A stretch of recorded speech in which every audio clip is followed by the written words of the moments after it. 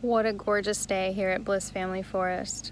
We had some success making biochar yesterday, so we're going to make some more and show you how we charge the biochar to create happy soil that lasts for hopefully hundreds and hundreds of years. All right, look at his shirt. Degeneration, sustainable regeneration. Picking up biochar to make soil, regenerate the land, regenerate our bodies. So this glorious heap right here is a little bit of a compost experiment. Maybe sort of gone wrong, but check it out. Some native root potato yam amazingness growing out of it. What I am gonna do is I'm gonna remove all of this wood and I'm gonna make biochar out of it. There she goes, 7-year-old fire starter, starting up our next batch of biochar. What's that stuff called that's in the middle? Some people call it old man's beard. Old man's beard, good kindling. Who taught you how to make a fire? I did. Self-taught fire starter? Yeah. Awesome sauce. I'm loving it, I'm loving the way it's looking. So we broke apart that huge compost heap, took all the wood and leaves out of it, and cardboard. We're just gonna burn it up because we figure we're doing compost in a different way now. So we're gonna make as much biochar as we can and clean up this whole area. Thanks for starting it up, V. You're welcome. We got some volunteer chickens in the background. Yeah. Let's see if I can get them. They have made themselves at home here. Yeah. Fire's looking pretty good to me. I mean, there's no fire. It's just I'm getting the sticks ready, but I'm really happy to do it. Like, I really get a lot of joy when I do things like this.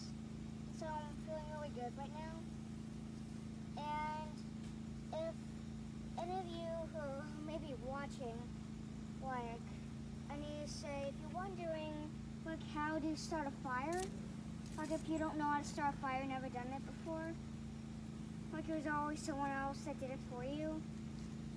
Well, really what you do is that you just try to get, like, sticks,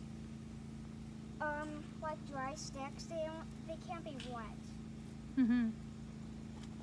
Because if they're wet, the fire won't go. Because the fire gets stopped by the water. I mean, you may have once used, like, rubbing alcohol, and yes, that makes the fire grow. It's liquid, but it's a different type of liquid. Yesterday we used a palm tree, a dead one, to help our fire grow, and it really worked. Okay. So I just got a palm tree, a dead one, like, to help with the fire. And then we add in some more bulk.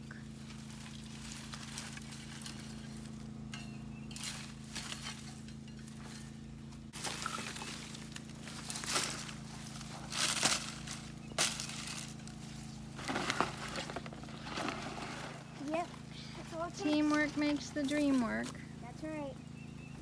So we're lighting it underneath of the cardboard and the old man's beard, and hopefully that is a good enough fire starter. And then as soon as the fire comes to the top, I'm going to begin layering it with both cardboard and pieces of wood and twigs. Just kind of move it around and let the smoke go down a little bit.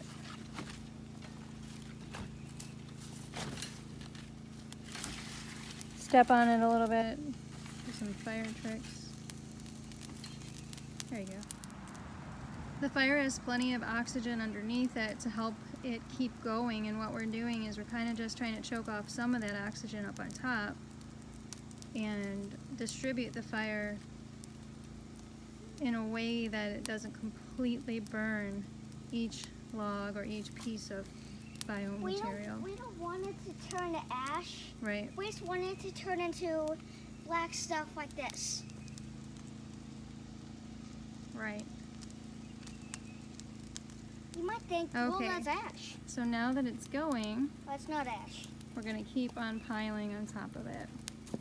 One thing that I did yesterday too, and I'm planning on doing today, is not really letting the fire get above the pit, the level of the pit. So keeping it just at about that height. Thanks, Violet.